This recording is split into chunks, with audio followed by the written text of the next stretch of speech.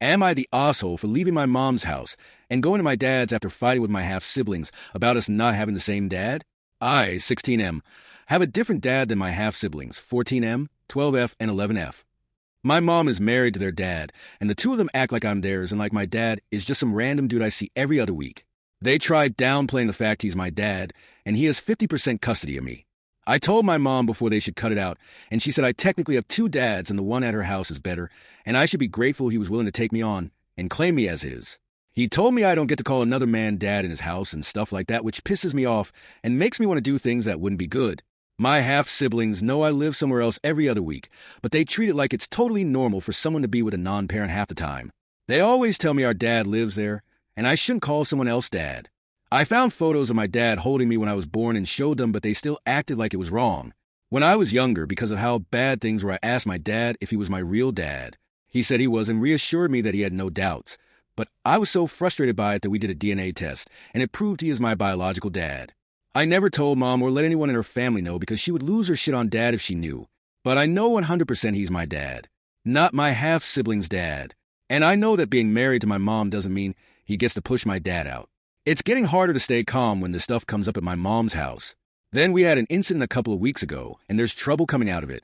I was at my mom's house, and my half-siblings wanted to do something for their dad's 40th birthday.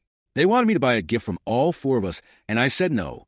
They said he's our dad and he deserves it, and I said no, and he's not my dad. They called me a turd and made a huge deal out of me denying he's my dad. I told them they can't undo the fact my dad is my dad in every single way. I told them I don't even like their stupid dad and to get the fuck away from me. The youngest went to her room, but the other two stayed and said I was such a jerk and so mean and I should be better. My half-brother called me retarded and said I need to stop treating our dad like he's some random guy. He said our dad deserves way better, and he told me he wasn't going to stop and they'd steal money from me if they had to. My half-sister said they were too young to work or have their own money, and he deserved something.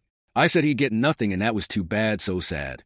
They wouldn't drop it, and even tried to force their way into my room, at which point I snapped and told them to get the fuck away from me, and I didn't give a crap about their dad.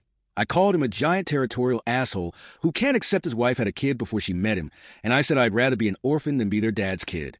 Then I left the house and went home to my dad. He was shocked, but he helped me calm down.